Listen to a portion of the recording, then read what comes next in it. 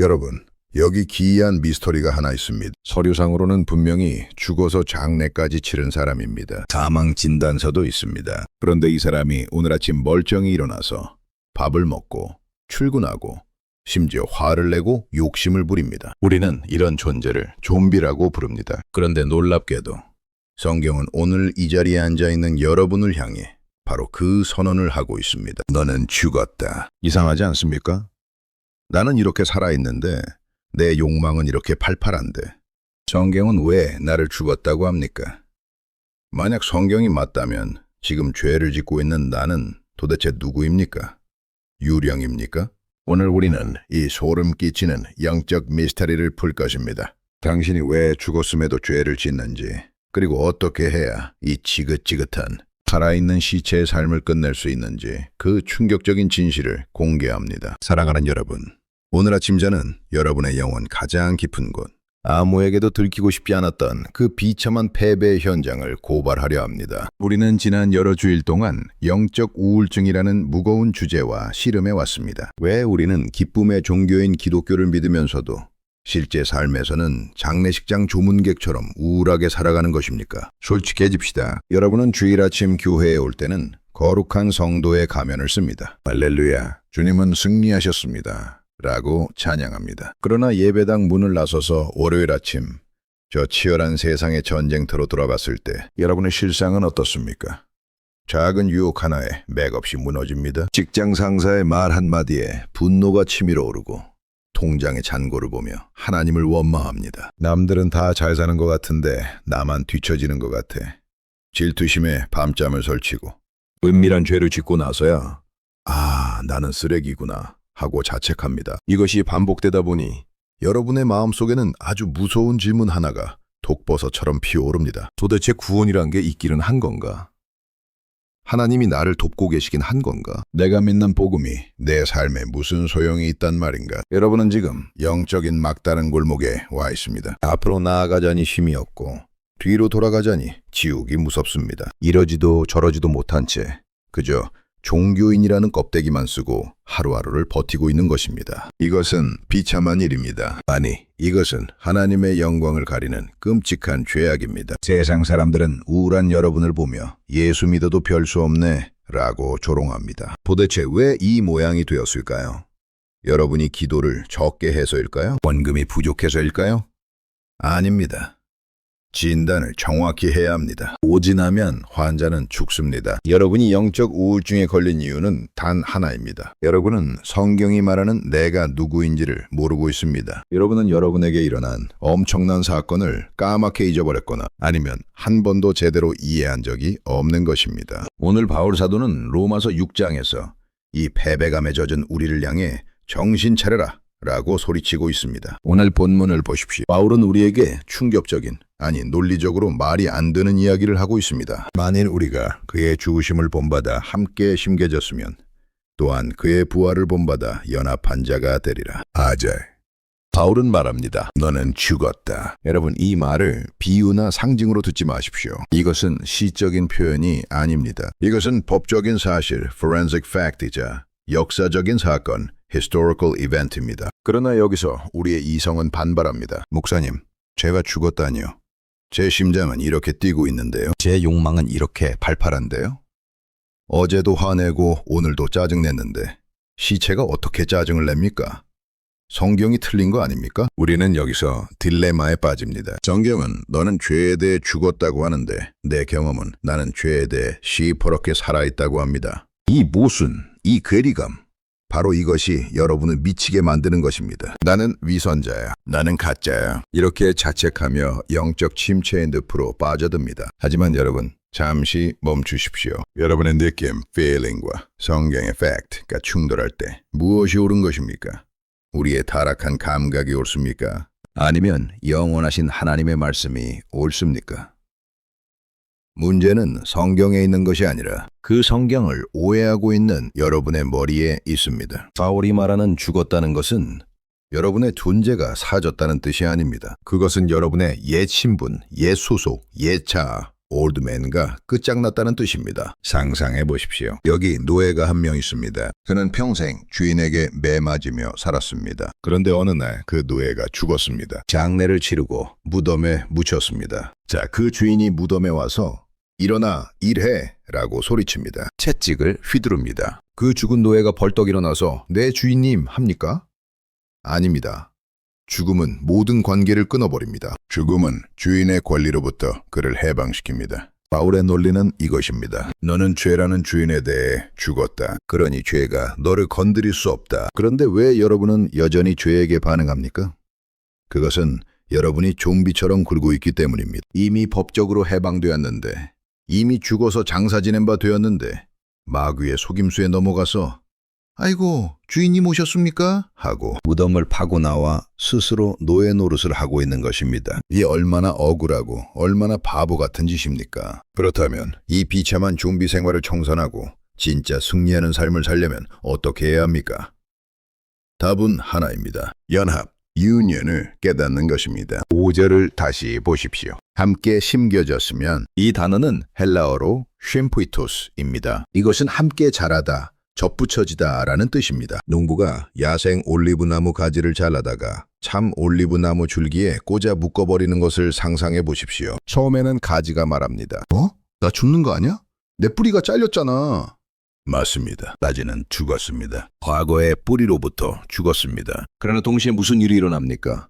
참 올리브나무의 진액이 그 가지로 흘러들어오기 시작합니다. 그 나무의 생명이 내 생명이 됩니다. 이것이 바로 연합입니다. 여러분, 기독교는 예수님을 본받아 착하게 살자는 도덕운동이 아닙니다. 기독교는 너는 예수님께 접붙여졌다는 생명운동입니다. 단순히 한 유대 청년이 죽은 것이 아닙니다. 하나님은 그 순간 시공간을 초월하여 여러분을 예수님 안에 집어넣으셨습니다. 예수님이 다 이루었다고 숨을 거두실 때 여러분의 옛자, 그 더럽고 추악한 죄의 본성도 함께 숨을 거두었습니다. 여러분의 장례식은 2000년 전에 이미 치러졌습니다. 이것은 취소할 수 없는 역사적 사실입니다. 그러므로 마귀가 와서 너는 죄인이야 라고 참소할 때 여러분은 당당하게 말해야 합니다. 그래, 옛날에 나는 죄인이었다. 하지만 그 녀석은 죽었다. 십자가가 내 사망 진단서다. 하자를 보십시오. 만일 우리가 그리스도와 함께 죽었으면 또한 그와 함께 살 줄을 믿노라. 예수님이 무덤을 박차고 나오실 때 여러분도 함께 나왔습니다. 예수님이 하늘보좌 우편에 앉으실 때 여러분의 영적 신분도 그곳에 함께 앉혀졌습니다. 이것이 무엇을 의미합니까? 여러분의 인생에 새로운 에너지원이 연결되었다는 뜻입니다. 마치 발전소에 전선이 연결된 것과 같습니다. 이전에는 내 힘, 내 의지, 내 노력이라는 건전지로 살았습니다. 그러니 금방 방전되고 지치고 우울해질 수밖에 없었죠. 하지만 이제는 다릅니다. 우주를 창조하신 하나님의 생명, 죽음을 이기신 부활의 능력이 연합이라는 파이프를 타고 내 안으로 흘러들어오고 있습니다. 여러분은 혼자가 아닙니다. 여러분이 숨쉬는 것, 생각하는 것, 행동하는 것, 그 밑바닥에는 그리스도의 생명이 흐르고 있습니다. 이제는 내가 사는 것이 아니요 오직 내 안에 그리스도께서 사시는 것이라. 이것이 바울의 포효입니다. 이것이 우리의 실존입니다. 자, 이제 가장 현실적인 문제로 돌아옵시다. 목사님, 제가 예수님과 연합한 건 알겠습니다. 그런데 왜 자꾸 죄를 짓습니까? 왜 내 안에는 여전히 악한 욕망이 있습니까? 여기서 바울은 아주 정교한 수술을 집도합니다. 죄가 너희를 주장하지 못하리니 14절. 그러므로 너희는 죄가 너희 죽을 몸에 왕노릇하지 못하게 하여. 주목하십시오. 바울은 죄가 너희 안에 없다고 하지 않았습니다. 죄는 있습니다. 어디에 있습니까? 너희 죽을 몸, moral body에 있습니다. 우리의 영혼은 거듭났고 우리의 신분은 하늘에 속했지만 우리의 몸은 아직 구속받지 못했습니다. 이 몸은 아담의 습관을 기억합니다. 이 뇌세포는 죄의 쾌락을 기억합니다. 그래서 죄는 여전히 우리 몸을 거점으로 삼아 게릴라전을 펼칩니다. 이것을 바울은 내 속에 거하는 죄, indwelling sin라고 불렀습니다. 그러나 이것이 중요합니다. 죄는 내 몸 안에 거주, resident할 수는 있어도 더 이상 왕 프레지던트는 아닙니다. 이전에는 죄가 왕이었습니다. 시키면 해야 했습니다. 저항할 힘이 없었습니다. 하지만 이제 왕은 바뀌었습니다. 예수 그리스도가 왕이십니다. 죄는 이제 쫓겨난 폐위된 왕입니다. 쫓겨난 왕이 할 수 있는 일은 딱 하나. 밖에서 소리 지르고 협박하는 것뿐입니다. 나 아직 살아있다. 내 말 들어. 여러분은 그 협박에 속고 있는 것입니다. 죄가 유혹할 때 여러분은 나는 어쩔 수 없나 봐 하고 따라갑니다. 아닙니다. 여러분은 거절할 힘이 있습니다. 거절할 권리가 있습니다. 왜냐하면 여러분은 이제 하나님께 대하여 산 자이기 때문입니다. 연기가 들어온 전사를 만지면 어떻게 됩니까? 감전됩니다. 찌릿합니다. 마찬가지로 하나님께 대하여 산 자는 죄가 닿으면 고통을 느낍니다. 예전에는 죄 짓는 게 좋았습니다. 편했습니다. 하지만 이제는 죄를 지으면 불편합니다. 마음이 괴롭습니다. 견딜 수가 없습니다. 그 괴로움, 그 불편함, 그것이 바로 여러분이 살아있다는 증거입니다. 그것이 바로 여러분 안에 그리스도의 생명이 흐르고 있다는 가장 확실한 보증수표입니다. 그러므로 패배감에 젖지 마십시오. 여러분이 죄와 싸우며 흘리는 그 눈물은 여러분이 실패자라는 증거가 아니라 여러분이 거룩한 하나님의 군대라는 증거입니다. 시체는 싸우지 않습니다. 살아있는 자만이 싸웁니다. 사랑하는 청중 여러분, 이제 저는 이 거룩한 강단에서 내려가려 합니다. 그러나 여러분은 아직 돌아갈 수 없습니다. 저는 오늘 이 설교의 문을 닫기 전에 의사가 환자의 환부를 마지막으로 누르듯 여러분의 영혼의 멱살을 잡고 마지막 신문을 해야겠습니다. 우리는 오늘 로마서 6장의 거대한 진리,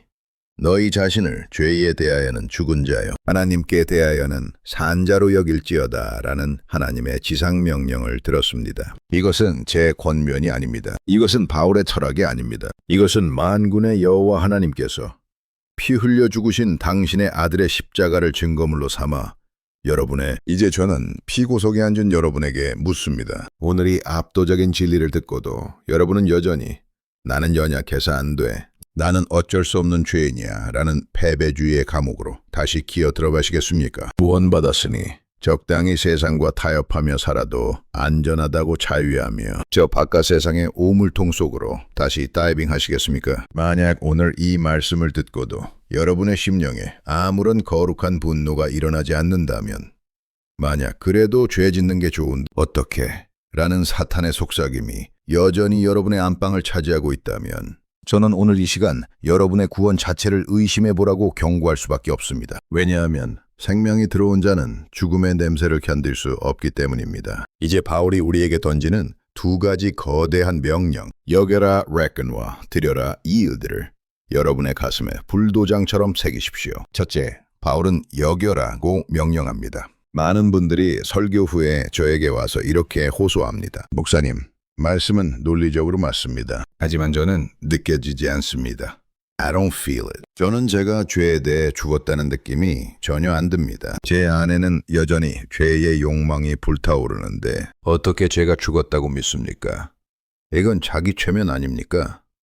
저는 위선자가 되고 싶지 않습니다. 사랑하는 여러분, 제가 여러분을 가장 강하게 신문하고 책망해야 할 지점이 바로 여기입니다. 도대체 언제부터 기독교가 여러분의 느낌, your feelings에 기초한 종교였습니까? 언제부터 여러분의 변덕스러운 감정이 아침 저녁으로 바뀌는 그 얄팍한 기분이 영원하신 하나님의 말씀보다 더 높은 재판장이 되었습니까? 여러분의 감정이 하나님입니까? 성경이 너는 죽었다고 선언하면 여러분이 아무리 펄펄 살아있는 것처럼 느껴져도, 여러분의 혈관에 정욕이 끌어올라도 여러분은 죽은 것입니다.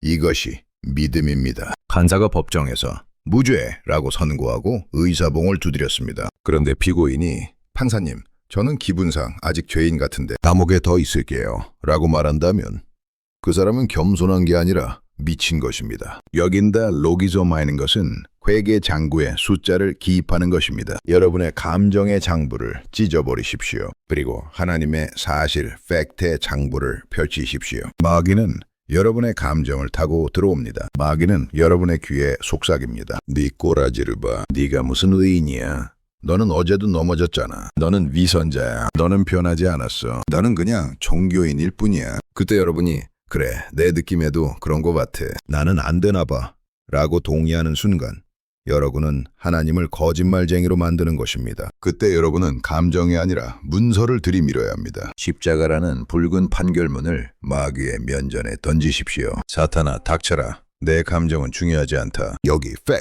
팩트가 있다. 2000년 전 갈보리 언덕에서 내 옛사람은 처형되었다. 여기 사망진단서가 있다. 예수의 피로 찍은 도장이 있다. 나는 내 느낌을 믿지 않는. 나는 하나님의 선언을 믿는다. 나는 그리스도 안에서 죽었고 그리스도 안에서 다시 살았다. 이것은 천지가 개벽해도 번복될 수 없는 사실이다. 이것이 믿음의 배짱입니다. 느낌을 무시하고 말씀을 붙드십시오. 감정의 파도를 밟고 말씀의 반석 위에 서십시오. 그때 비로소 성령께서 여러분의 감정도 변화시키실 것입니다. 둘째, 바울은 두려라고 명령합니다. 너희 지체를 불의의 무기로 죄에게 내주지 말고 오직 의의 무기로 하나님께 드리라. 이것은 부탁이 아닙니다. 이것은 전시 상황의 명령입니다. 여러분의 몸, 여러분의 손과 발, 여러분의 눈과 입은 이제 중립지대가 아닙니다. 여러분은 무기, weapon입니다. 문제는 이 강력한 무기를 누구 손에 쥐어주느냐는 것입니다. 생각해 보십시오.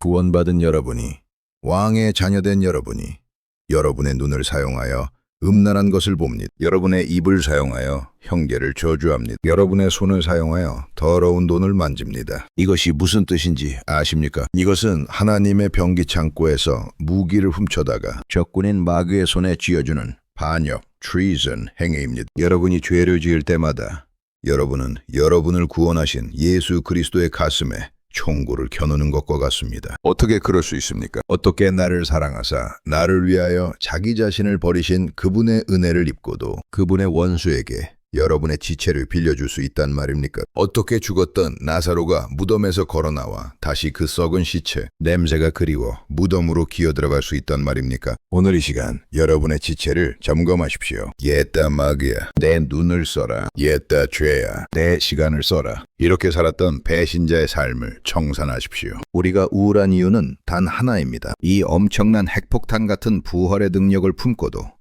그것을 죄 짓는 데 낭비하거나 묵혀두고 있기 때문입니다. 무기는 사용되어야 빛을 발합니다. 의의 병기는 죄를 쳐부술 때 빛이 납니다. 사랑하는 여러분, 이제 그 낡아 빠진 패배의 이불을 걷어차고 일어나십시오. 여러분은 시체가 아닙니다. 여러분은 죄에게 질질 끌려다니는 썩어질 세상의 종이 아닙니다. 여러분은 사망을 삼키고 이기신 예수 그리스도의 생명으로 충만한 살아있는 자입니다. 오늘 이 시간 여러분의 옛 주인이었던 죄에게 영원한 작별을 구하십시오. 가라 죄야, 너는 나를 속였다. 너는 나를 비참하게 만들었다. 하지만 이제 나는 내 진짜 주인을 만났다. 나는 너와 이혼했다. 그리고 여러분의 진짜 주인이신 하나님께 여러분의 전 존재를 던지십시오. 주님, 여기 내 눈이 있습니다. 주님의 영광을 보게 하소서. 여기 내 입술이 있습니다. 복음을 전하게 하소서. 여기 내 손과 발이 있습니다. 사람을 살리게 하소서. 내 안에 흐르는 주님의 부활 생명으로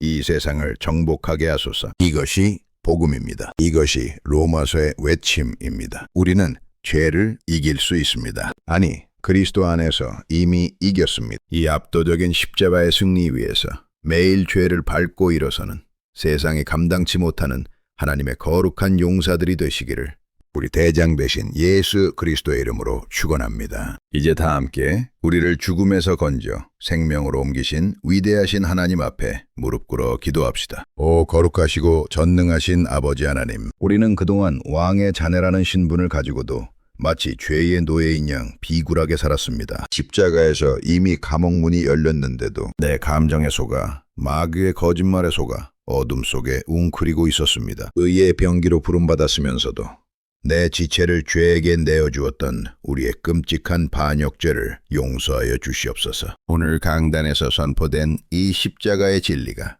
우리 영혼의 뼈와 살이 되게 하옵소서. 나는 죄에 대하여 죽었다.